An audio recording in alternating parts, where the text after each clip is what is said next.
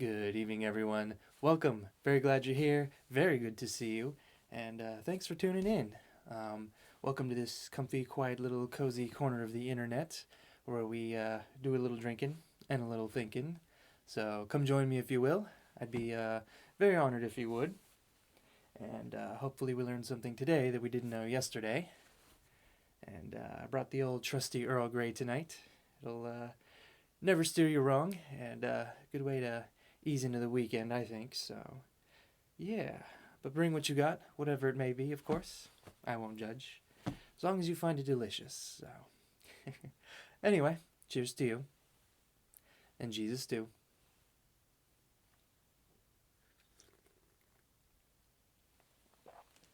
Mm. It's perfect with a little honey. Just, Anyway, guess we'll get right into it. Wanted to continue the little series I was doing on a book called Is A Racket. I will link it above if you missed some of the other chapters from earlier. Today we're going to do chapter 4. And real quick, just going maybe a little review. Is A Racket, written by Brigadier General Smedley Butler, general in the Marines. Pretty hardcore, did a lot of stuff in South America, saw a lot of shenanigans between business, government, military, and that kind of inspired him to write this book. So, yeah, I think that about covers it. So, today we're going to read chapter 4, which is called How to Smash This Racket, and it reads a little something like this. Well, it's a racket all right. A few profit, and the many pay. But there is a way to stop it. You can't end it by disarmament conferences. You can't eliminate it by peace parleys at Geneva. Well-meaning but impractical groups can't wipe it out by resolutions. It can be smashed effectively only by taking the profit out of war. The only way to smash this racket is to conscript capital and industry and labor before the nation's manhood can be conscripted. 1 month before the government can conscript the young men of the nation, it must conscript capital and industry and labor. Let the officers and the directors and the high-powered executives of our armament factories and our munitions makers and our shipbuilders and our airplane builders and the manufacturers of all the other things that provide profit in wartime, as well as the bankers and the speculators, be conscripted to get $30 a month, the same wage as the lads in the trenches get. Let the workers in these plants get the same wages. All the workers, all presidents, all executives, all directors, all managers, all bankers, yes, and all generals and all admirals, and all officers and all politicians, and all government office holders. Everyone in the nation be restricted to a total monthly income not to exceed that paid to the soldier in the trenches. Let all these kings and tycoons and masters of business and all those workers in industry and all our senators and governors and majors pay half of their monthly $30 wage to their families and pay war risk insurance and buy Liberty bonds. Why shouldn't they? They aren't running any risk of being killed or having their bodies mangled or their minds shattered. They aren't sleeping in muddy trenches. They aren't hungry. The soldiers are. Give capital and industry and labor 30 days to think it over, and you will find, by that time, there will be no war. That will smash the war racket. That and nothing else. Maybe I am a little too optimistic. Capital still has some say, so capital won't permit the taking of the profit out of war until the people, those who do the suffering and still pay the price, make up their minds that those they elect to office shall do their bidding, and not that of the profiteers. Another step necessary in this fight to smash the war racket is a limited plebiscite to determine whether a war should be declared. A plebiscite not of all the voters, but merely of those who would be called upon to do the fighting and dying. There wouldn't be very much sense in having a 76-year-old president of a munitions factory, or the flat-footed head of an international banking firm, or the cross-eyed manager of a uniform manufacturing plant, all of whom see visions of tremendous profits in the event of a war. voting on whether the nation should go to war or not. They never would be called upon to shoulder arms, to sleep in a trench, and to be shot. Only those who would be called upon to risk their lives for their country should have the privilege of voting to determine whether the nation should go to war. There is ample precedent for restricting the voting to those affected. Many of our states have restrictions on those permitted to vote. In most, it is necessary to be able to read and write before you may vote. In some, you must own property. It would be a simple matter each year for the men coming of military age to register in their communities as they did in the draft during the World War and be examined physically. Those who could pass, and who would therefore be called upon to bear arms in the event of war, would be eligible to vote in a limited plebiscite. They should be the ones to have the power to decide, and not a Congress, few of whose members are within the age limit and fewer still of whom are in physical condition to bear arms. Only those who must suffer should have the right to vote. A third step in this business of smashing the war racket is to make certain that our military forces are truly forces for defense only. At each session of Congress, the question of further naval appropriations comes up. The swivel chair admirals of Washington, and there are always a lot of them, are very adroit lobbyists. And they are smart. They don't shout that, quote, "We need a lot of battleships to war on this nation or that nation." Oh no. First of all, they let it be known that America is menaced by a great naval power. Almost any day, these admirals will tell you the great fleet of this supposed enemy will strike suddenly and annihilate 125 million people, just like that. Then they begin to cry for a larger navy. For what? To fight the enemy? Oh my, no. Oh no. For defense purposes only. Then, incidentally, they announce maneuvers in the Pacific. For defense. Uh-huh. The Pacific is a great big ocean. We have a tremendous coastline on the Pacific. Will the maneuvers be off the coast, 200 or 300 miles? Oh no. The maneuvers will be 2,000, yes, perhaps even 3,500 miles off the coast. The Japanese, a proud people, of course will be pleased beyond expression to see the United States fleet so close to Nippon's shores. Even as pleased as would be the residents of California were they to dimly discern, through the morning mist, the Japanese fleet playing at war games off Los Angeles. The ships of our Navy, it can be seen, should be specifically limited, by law, to within 200 miles of our coastline. Had that been the law in 1898, the Maine would never have gone to Havana Harbor. She never would have been blown up. There would have been no war with Spain and its attendant loss of life. 200 miles is ample, in the opinion of experts, for defense purposes. Our nation cannot start an offensive war if its ships can't go further than 200 miles from the coastline. Planes might be permitted to go as far as 500 miles from the coast for purposes of reconnaissance, and the Army should never leave the territorial limits of our nation. To summarize, 3 steps must be taken to smash the war racket. 1. We must take the profit out of war. 2. We must permit the youth of the land who would bear arms to decide whether or not there should be war. 3. We must limit our military forces to home defense purposes. And there you have it. How to smash a racket in 3 easy steps. Click here. No, I really like these, take the profit out of war, permit the youth who could bear arms to decide whether or not there should be a war, limit the military forces to home defense purposes. I mean, short, simple, easy. I think they would be effective. Just a couple thoughts that I'd like to go over and, get your own as well. First, take the profit out of war. Genius, right? If we can conscript, fighting age men, why can't we conscript labor and capital? And it makes sense. I mean, why should these businessmen and Wall Street tycoons and millionaires and billionaires be able to make all this money when we have, people over there in who knows where fighting and dying and digging in trenches and eating MREs and sleepless nights and all that, and they're getting paid bare minimum, right? I mean, what kind of message does that send?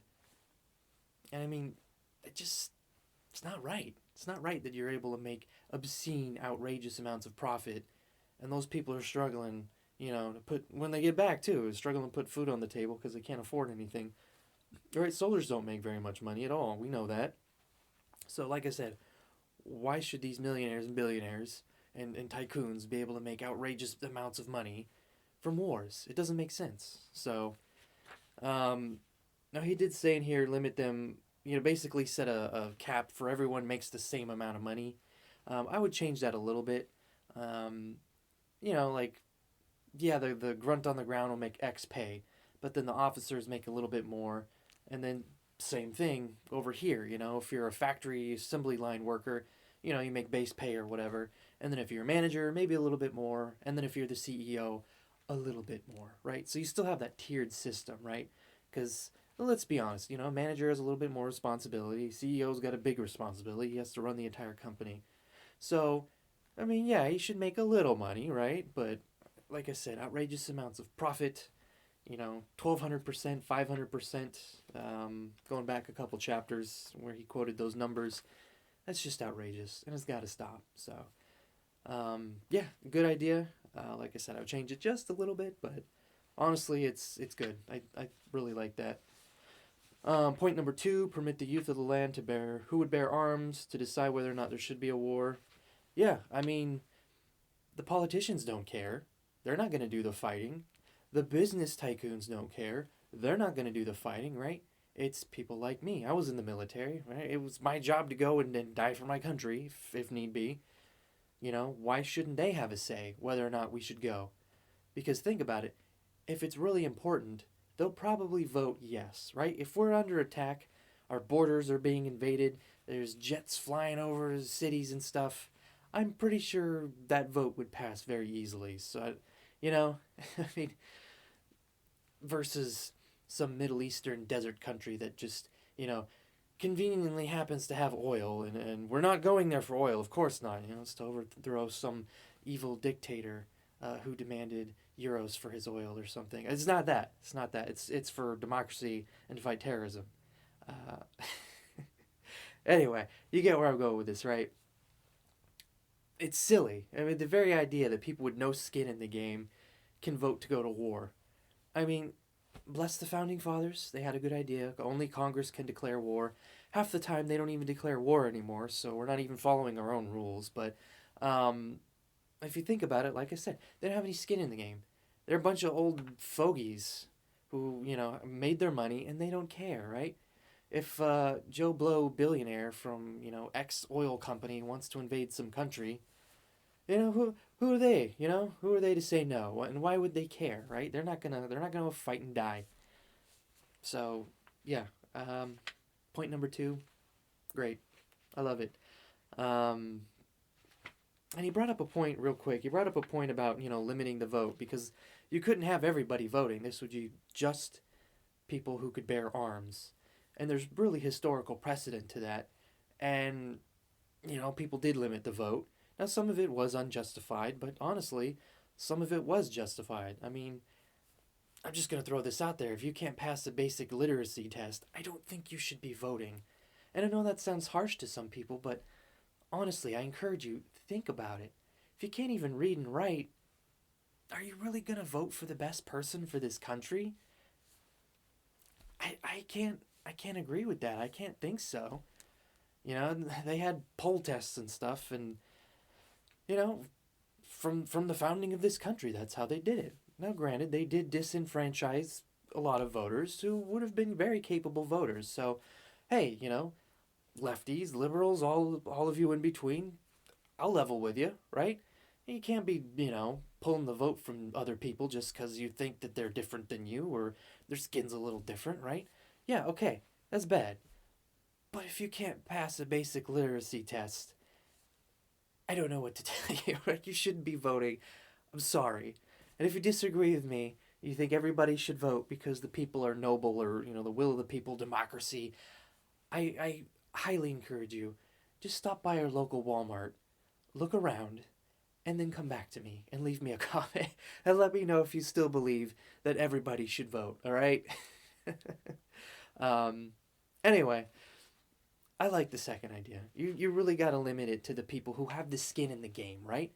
Because if you're just some random Joe Blow, you know, are you going to care? Like, if you can't get drafted, or you're not eligible to be in the military, you're retired, you're old, whatever, are you really going to care that much?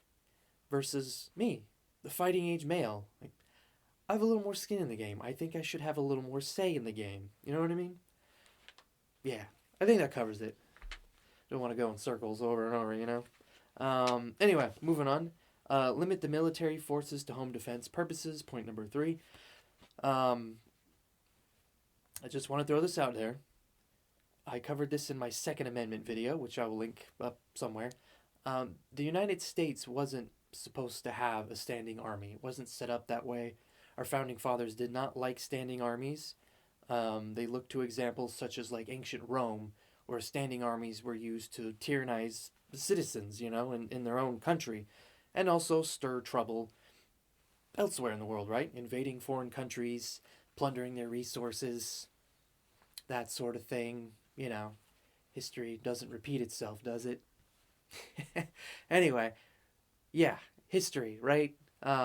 Standing armies weren't the best idea, and the founding fathers realized that. That's why they set up militias and stuff in the Second Amendment, because if we're going to go to war, they wanted a big militia. And to be honest, we could raise a standing army, but only after Congress declares war. That's the way it was, right? We're not supposed to have a standing army, but we've gotten away from that. People have forgotten that. So, honestly, since we have a standing army, this is the, we got to deal with the reality, right? We have a standing army, so this is the next best thing, in my opinion, right? Limit it to home defense purposes only. And honestly, I don't think that's a bad idea, right? If we're going to have a standing army, if we're going to ignore the Second Amendment militia system and the way the founders intended it, okay, right? I mean, then this is the next best thing. Keep the military here within our borders. Keep it small, keep it sleek, agile. Coast Guard. You could guard the border, right? We got a border problem. We could guard the border. I mean, that's kind of, if you're going to have a standing army, I mean, you'd think that'd be one thing you want them to do, right? Guard the border. So I'm going to throw that out there. Maybe do some drills with some foreign countries, but really small drills, I guess. But I don't know. I think you'd be hard pressed to disagree with this point, though. Being adventuring in all sorts of. I mean, we got 200 bases across the globe, probably more. If you count the secret bases. What are we doing? It's a waste of money. It's a waste of manpower. It's just, what are we doing? What are we doing? Making third world countries mad. That's what we're doing. So anyway, So to summarize, take the profit out of war. Limit the vote to people with skin in the game. Limit to military for home defense purposes only. And overall, I think these are some good ideas. Well, not much more to say than that, so I think I'll leave it there. Hope you pick up your copy of this book from your local bookstore or online retailer of choice. It's a short read and really good. So, yeah. I think I'll leave it there. Not much more to say, so I hope you have a wonderful weekend. Hope you have a wonderful week. I hope wonderful things for you. I hope things work out, whatever you got going on in your life. I really do, I wish good things for you. Hope you have a wonderful drink of your choice, whatever it may be, soon, sooner or later. And, if you're struggling, things aren't working for you, just rough time, I wish the best for you, I really do. I hope you reach out to somebody, though, and get some help, There's no shame in that, getting some help. We all need some help sometimes, so don't be ashamed. I mean, like myself, right? Reach out to me, let me know. Keep you in my thoughts and prayers, at least, so. But if things are going well for you, things are awesome, great, happy for you, but try to remember the little people on your way, right? love your neighbor, right? Be a good person, that sort of thing. Right?